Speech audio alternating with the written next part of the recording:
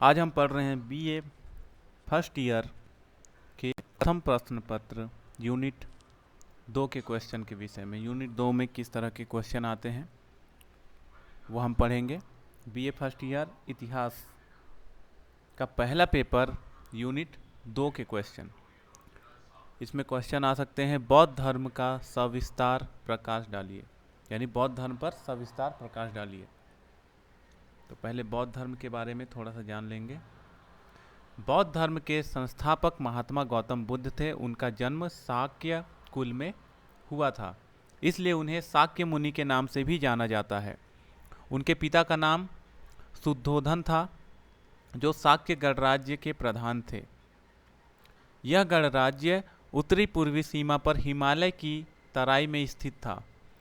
इस गणराज्य की राजधानी कपिलवस्तु थी। गौतम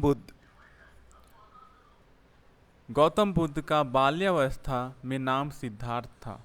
गृहस्थ जीवन को त्याग कर जब उन्हें बुद्धत्व अर्थात ज्ञान की प्राप्ति हुई, तब से वे महात्मा बुद्ध के नाम से प्रसिद्ध हुए।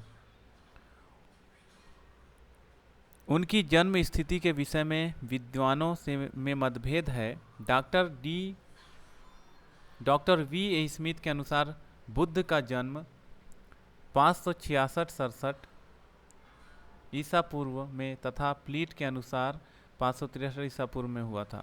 बौद्ध सूत्रों के अनुसार महात्मा बुद्ध का जन्म 566-67 ईसा पूर्व में लुम्बिनी वन में वैशाख मास की पूर्णिमा में हुआ।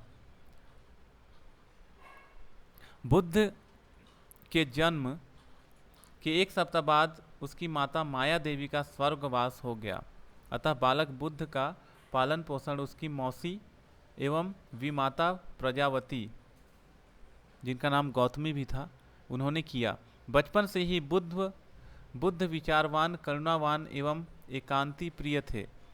उनके जन्म के समय ही किसी ज्योतिषी ने घोषणा की थी कि या तो यह बालक आगे चलकर चक्रवर्ती सम्राट बनेगा या फिर सन्यासी।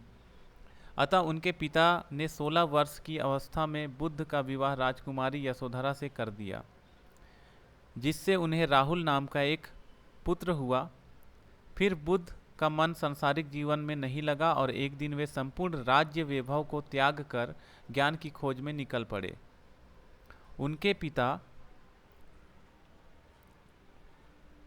उनके जीवन की इस घटना को बौद्ध धर्म का एक साहित्य में महाभिनिक्रमण के नाम से जाना जाता है।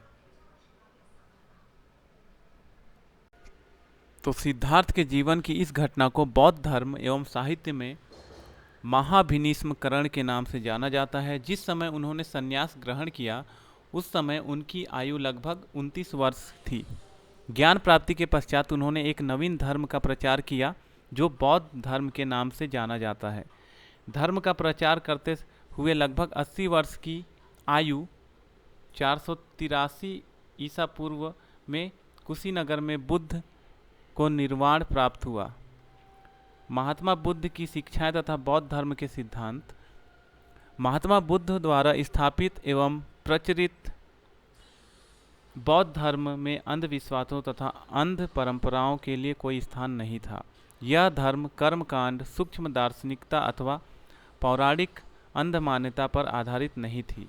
वस्तुतः यह धर्म नितांत बुद्धिवादी था और मानव कल्याण इस धर्म का प्रमुख आधार था। बौद्ध धर्म का विस्तार एवं सफलता। बौद्ध धर्म का भारत में तथा उसके बाहर अनेक देशों में प्रचार हुआ। धीरे धीरे वह एक विश्व धर्म बन गया और एशिया के अनेक देशों में वह आज भी विद्यमान है। बुद्ध के समय में उसका प्रचार बिहार, नेपाल की तराई तथा वर्तमान उत्तर प्रदेश के अनेक भागों में हो गया था। इसका श्रेय बुद्ध तथा उसके शिष्यों का था।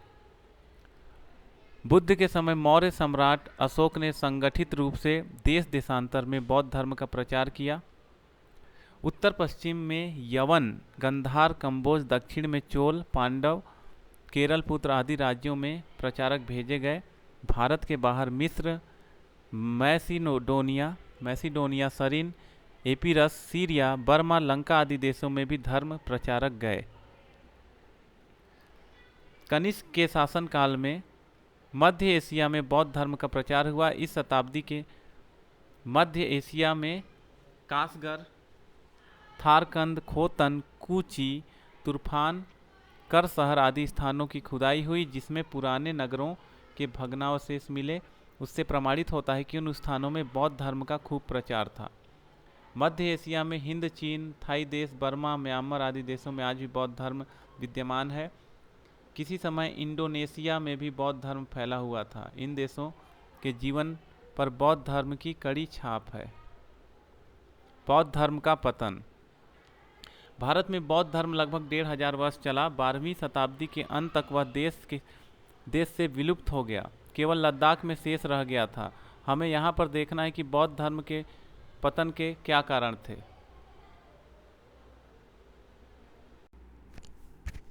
तो इस तरह से आपका यूनिट 2 का क्वेश्चन कंप्लीट हुआ। इसमें और भी कुछ क्वेश्चन आ सकते हैं जिसके बारे में हम लोग बात करेंगे। नीचे पीडीएफ लिंक दिया गया है जहां से आप पीडीएफ डाउनलोड करके क्वेश्चन के आंसर पा सकते हैं और एग्ज़ाम की तैयारी अच्छे से कर सकते हैं।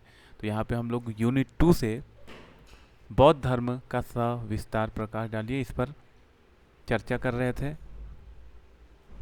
हमारा वीडियो देखने के लिए आपका बहुत बहुत धन्यवाद। आप अपने जीवन में सफलता प्राप्त करें, यही हमारी ईश्वर से कामना है।